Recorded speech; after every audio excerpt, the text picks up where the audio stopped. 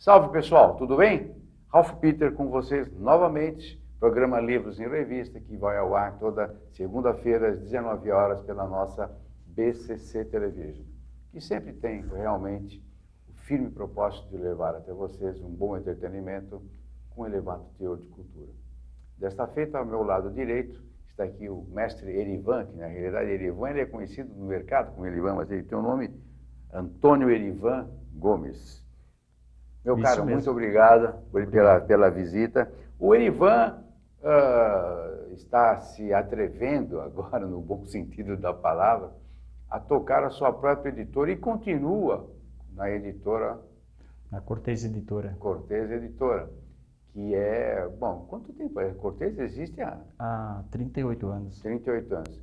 E você agora está cuidando do mercado internacional. Eu estou trabalhando como assessor internacional, divulgando os autores publicados pela Cortez Editora no mercado internacional. Você sabe que quando eu conheci a Cortez, ela fazia livros de direito, né? Na área de ciências humanas. Ciências humanas. Ciências humanas. Mas direito acho que era o mais... Ou não sei porque era a minha área e tal, eu estava mais voltado para isso. Nós tínhamos a livraria, né, que vendia livros de todas as áreas, mas principalmente a editora, o forte dela é a área de educação, serviço social, sociologia, letras. Em Perdizes, não é? Em Perdizes, Perdizes, ao lado da isso mesmo? PUC. Ao lado da PUC, né? Exatamente. Continua lá, não? Continua. Tá brincando? Continua. Todo esse tempo? Todo esse tempo. Significa que vocês são bons mesmo, né? Nós procuramos fazer o trabalho de casa, Com né? certeza. Não, e ainda mais, e você agora com esse know-how todo, você criou a Telos Editora, né? Que comecei a editora esse ano, em abril desse ano, e é realmente um desafio muito grande. Mas eu tenho certeza absoluta que você vai para frente, porque, primeiro, pela qualidade dos livros que você editou. Pessoal, são de primeiríssima qualidade. É emocionante pegar um livro desse moço para ler. Agora Muito só está obrigado. voltado, não tem nada que agradecer, é um diagnóstico, isso, o meu diagnóstico modesto. Porém, quando eu peguei os livros que você me mandou, por sinal tem um Nhaque, tem o Que Horas São, tem segunda-feira eu vou divulgar o aniversário da Vaca Mimosa. Isso, a Vaca Mimosa sempre foi um sonho. É mesmo? Tem uma história essa vaca. Então me conta. Vai. Primeiramente porque meu pai até hoje é agricultor lá no interior do Rio Grande do Norte, continua morando lá, 81 sorte dele, 81 anos, nunca saiu exatamente, e a gente tinha uma vaca, né, chamada Mimosa. Como é que chama o teu pai? Antônio Xavier Gomes. Antônio Xavier, parabéns por você ter continuado aí nesse rincão tão prazeroso, tão gostoso, e deixou o filho vir aqui viver conosco. É maluco, José.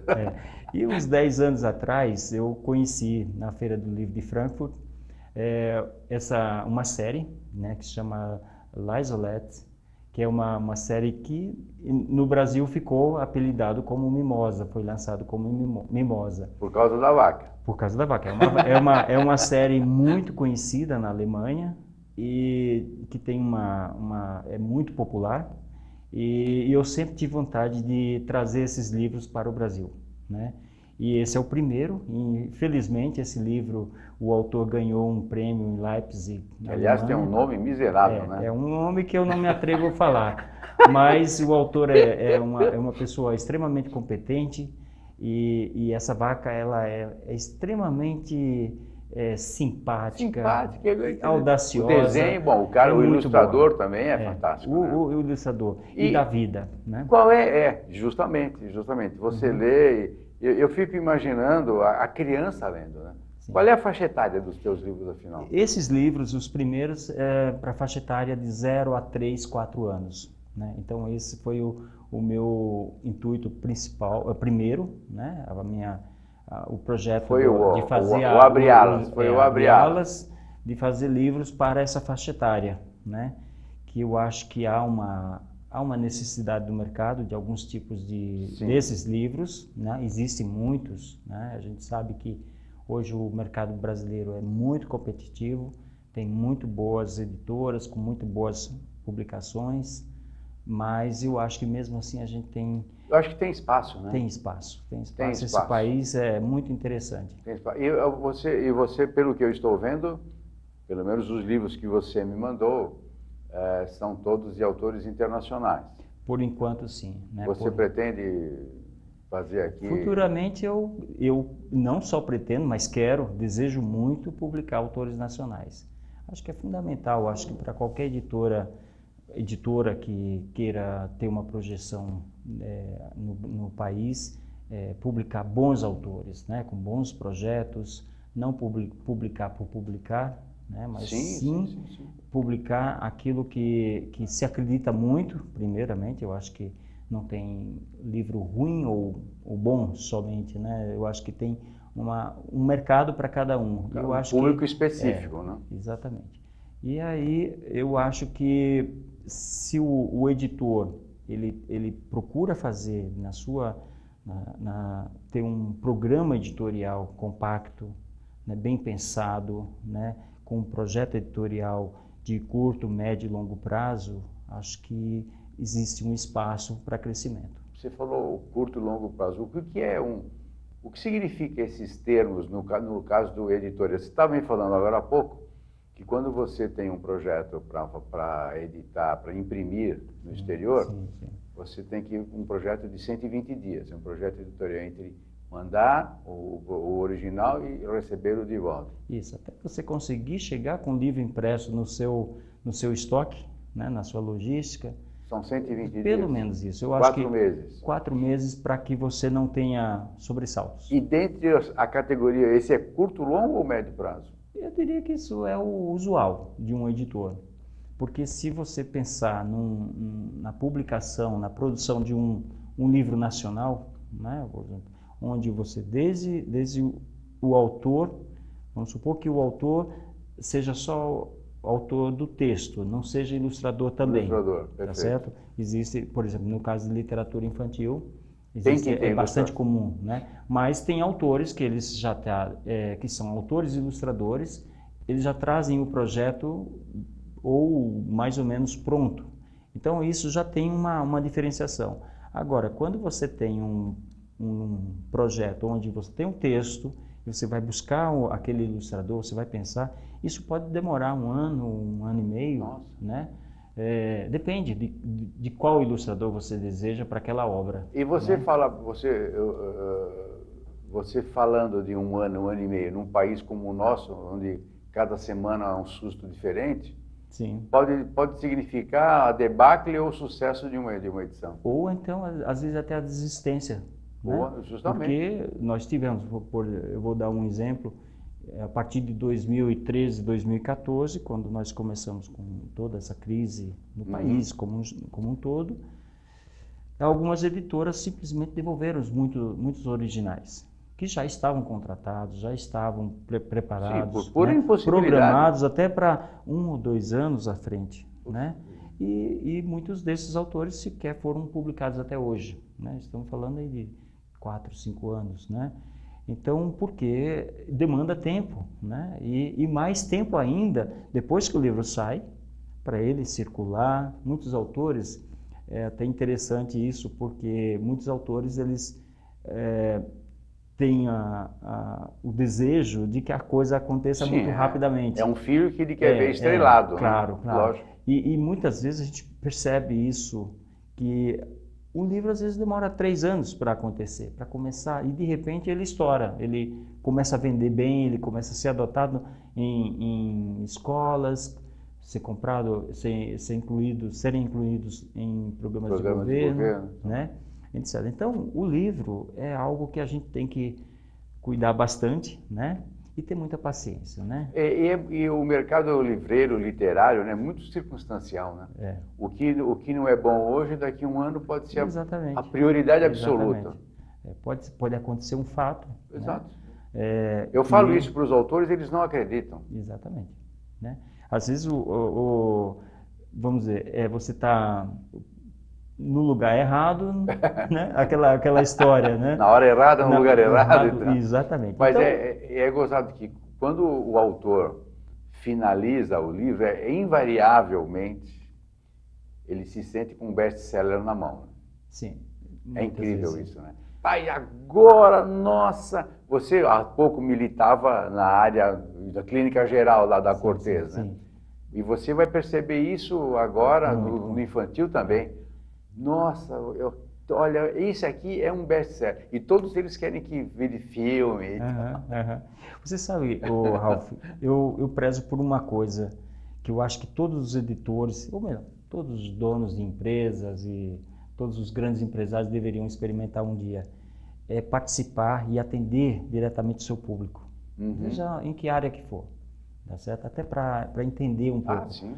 Claro que a gente sabe que a dificuldade disso, o dia a dia, nós somos consumidos por toda essa a necessidade de é um processo de autofágico. Mas o tempo tem, nos tem engole, uma coisa, né? que eu aprendi muito e que eu acho que me possibilitou, foi alguma das coisas que me possibilitou trazer esses livros que eu publiquei, né?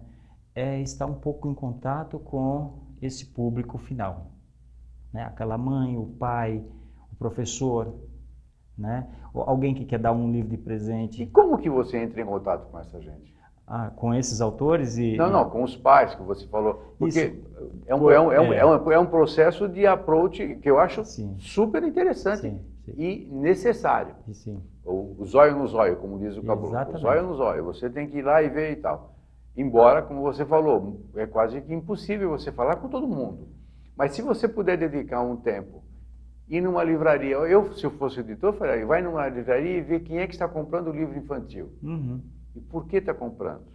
Como está comprando, o que está exposto, o que está faltando, o que tem de mais, vai por aí. É claro que eu não estou querendo ensinar o Padre Nosso para o vigário, em absoluto. Não, essa é a minha visão da coisa. Mas o que você mencionou agora é de fundamental importância. Exatamente. Conhecer o público a que você está tentando dirigir o teu negócio. Minha estreia foi a festa literária, a festa do livro da USP. Eu já participei em feiras nacionais. Com esse tempo todo em 38 anos de editora, né? Trabalhando na Cortez, pelo menos com certeza umas 1000 feiras eu participei. É possível que... Não, pode ser até mais. Por ano, com certeza umas 10 feiras.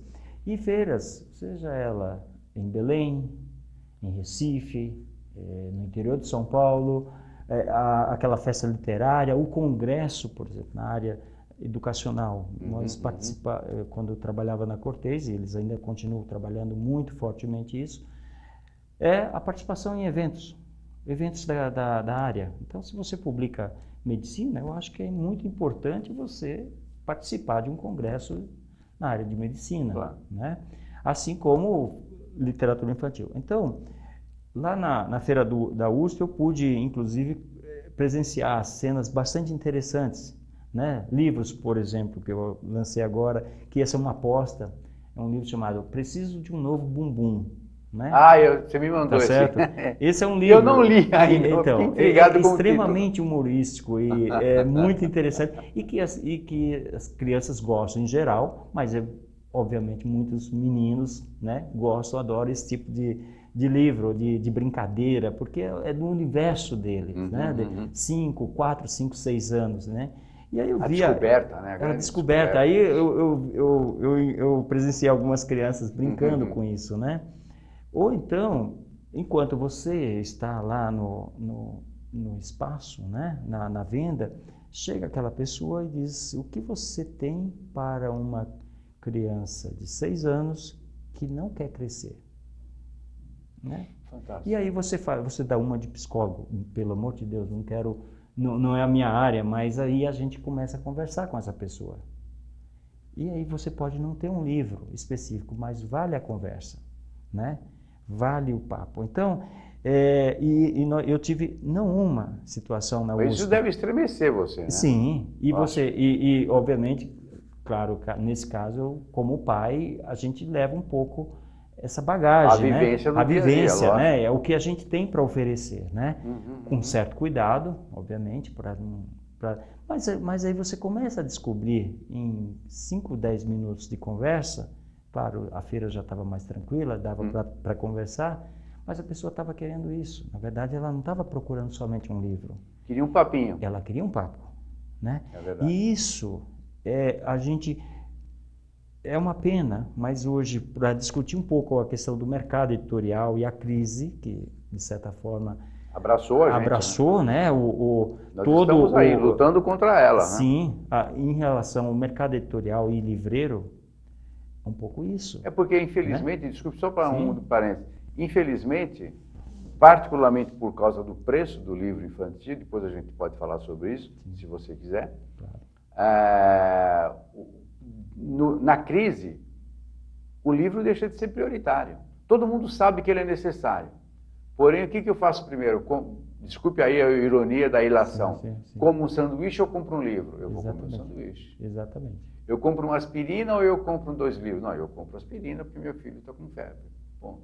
Muito embora saibamos que o livro faz parte integrante, basilar da educação de qualquer pessoa, quanto mais a criança. Eu sempre sou um ferrenho batalhador pela literatura infantil, porque eu sempre tive isso desde criança.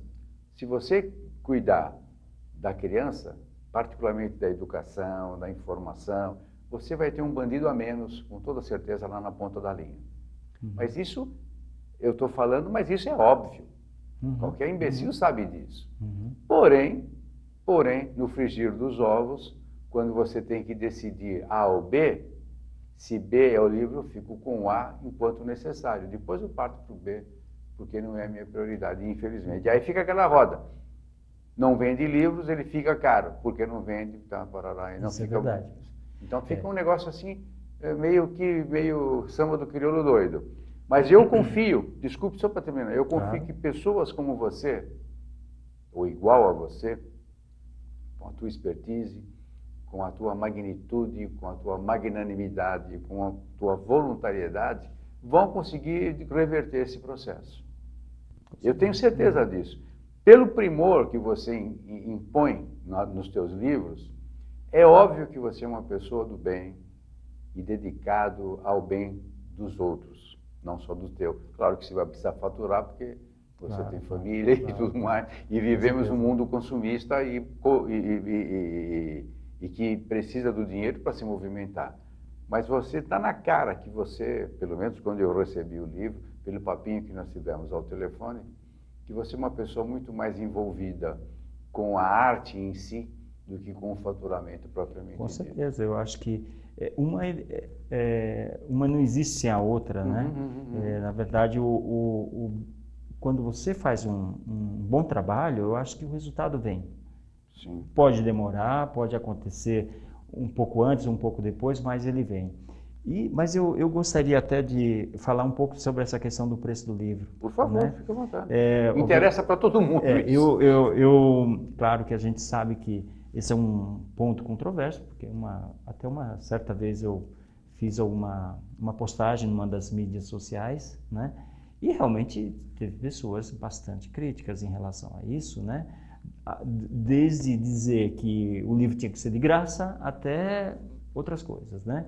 Mas eu gostaria de colocar, eu acho que a questão do preço do livro, existe um fator real, né? Existe um preço que é mínimo, ou um preço que é dado. Mesmo que um editor tenha determinado livro que ele teria que vender por R$50, por exemplo, e o preço médio no mercado daquele tipo de livro seja 35, ele vai ter que vender por 35, independente se ele quiser colocar aquele produto no mercado. Do contrário, ele vai colocar 50 e pode ser que realmente não venda, né? Então, isso também são apostas, são projetos que fazem parte. Eu acho que numa editora, nem tudo vende muito bem.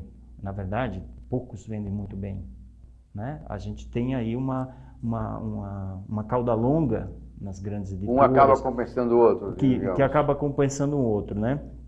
Mas eu diria o seguinte, eu acho que a gente tem que colocar, talvez numa sociedade, o que é uma escala de valores.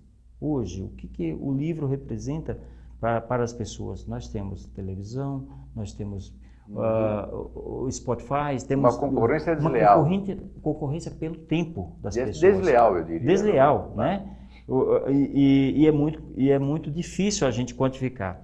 Mas eu faço uma comparação, me desculpe aqui, bastante grosseira, né? Mas vamos pensar, porque eu presenciei isso, assim, não uma vez, mas algumas dezenas de vezes, por exemplo, estar num evento, né?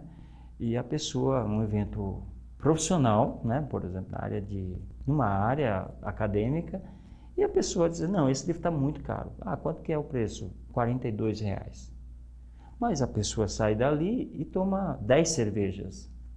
Não estou dizendo, não estou contra a cerveja, eu adoro uma cervejinha. Lógico, claro. Né? Podia até tomar uísque, o que for. Ou qualquer outra coisa. Mas assim, numa escala de valores, né, a gente precisa ver isso. E eu acho que a gente está num momento bastante complicado, que nós temos que cuidar disso. Porque cuidar também da cadeia produtiva é cuidar do autor, do pensamento crítico, é também cuidarmos da produção desse país, intelectual desse país, né, que vem se desenvolvendo nos últimos anos, principalmente na área de literatura infantil. Isso a gente começa a perceber que tem um número grande agora. Tem um número grande e tem alguns fatores que contribuem para o desenvolvimento de determinada indústria, seja ela cultural ou de outras áreas. Mas no caso do livro infantil, nós vimos aí nos últimos anos um crescimento, uma melhora da qualidade editorial, da qualidade de impressão, da qualidade de textos. Hoje nós temos autores maravilhosos, ilustradores maravilhosos, que com certeza poderiam estar publicados em qualquer lugar do mundo. E a gente vê isso, por exemplo, onde os livros que eu tive a oportunidade de negociar lá fora, teve um livro que já saiu em 6 países, né? Coreia, China, Taiwan e Portugal, né? Então, quer dizer que a nossa qualidade cultural, né, de literatura infantil melhorou muito nos últimos anos. Você está dando uma notícia para nós que é fantástica, maravilhosa. Isso é algo que depende, tem fatores que ajudam e contribuem para isso, né, para que você consiga... E o legal é que você falando isso, eu dou guarida, porque você é um militante. Você não levantou dados estatísticos, não. Esse é o teu dia a dia. Sim, então, sim. Se você diz e propala uma notícia dessa, você me deixa muito confiante. Aliás, eu fico orgulhoso, não só confiante. Fico orgulhoso. Assim, se você me permite fazer uma outra... Por favor. Sabemos que muitos editores fazem trabalho com os seus autores para divulgar no exterior. No Brasil, sim, mas no exterior. Assim como outros países estão fazendo enormes esforços para divulgar sua cultura, seus autores, para que eles transcendam barreiras, né, territoriais. Então, o Brasil faz isso e nós temos um projeto muito importante que espero que seja renovado, né, que é entre a Câmara Brasileira do Livro e a Apex. Aliás, você é diretor da Câmara do Livro, Sou diretor da Câmara já... Parabéns à Câmara Brasileira do Livro. Muito obrigado. Há 8 gestões já. Puxa vida. Então, já estou há bastante tempo. E esse projeto, por exemplo, faz com que muitos editores possam participar de uma feira como Frankfurt, como Bolonha, Guadalajara. Frankfurt é a mais importante de todas? Sim, é a mais importante. Mas para a área geral é a mais importante. Literatura infantil, eu acho que temos que ir a Bolonha, na Itália. E a nossa Feira do Livro, em que pé fica em termos mundiais? Nós temos um caminho ainda a percorrer, né?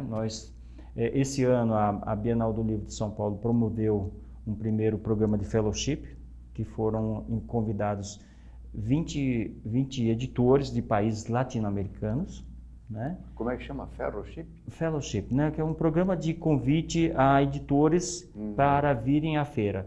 E esse programa normalmente inclui o pagamento de passagem, hospedagem e alimentação por determinado período somente da feira, né?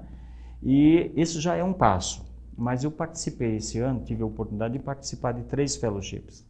Em Istambul, outro em Barcelona e outro na cidade de Sharjah, nos Emirados Árabes, que inclusive esse ano foi o convidado da Bienal do Livro de São Paulo.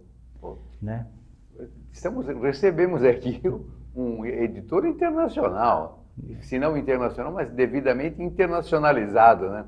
Escuta, antes que a gente termine, Sim, nós sim. estamos quase terminando, infelizmente, o papo é bom, vai longe, e eu O quero... tempo passa muito rápido. Não, e eu quero já deixar bem claro o teu empenho de voltar, Muito obrigado. porque o papo é muito bom. Bom não só o papo de boteco, como a gente costuma chamar aqui, mas principalmente as informações que você traz. As informações que seguramente são críveis. Isso eu acho mais interessante. E nós precisamos muito disso, desse tete-a-tete, desse bate-papo, dessas informações, porque o mercado livreiro, para nós todos speakinautas, é uma nebulosa. A gente nunca tem, de fato, uma ideia, ainda mais agora que tem essas livrarias grandes aí quebrando, ou na iminência de quebrar, que é uma pena miserável, são livrarias de grosso calibre e, infelizmente, estão aí à beira de um falecimento. Mas outras virão, com toda certeza. O que significa telo? Como é que chama o nome? Telos Editora. É uma palavra grega que, em síntese, diz objetivo final, né? Eu sempre pensei que... Eu sempre me defini como aquela pessoa que liga pontos. Um ponto a outro ponto.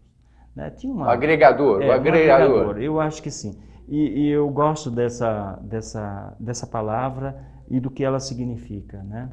Porque eu acho que a gente tem que ter sempre alguma finalidade nessa vida, além das coisas que a gente vive, né? A gente tem que deixar algum legado, né?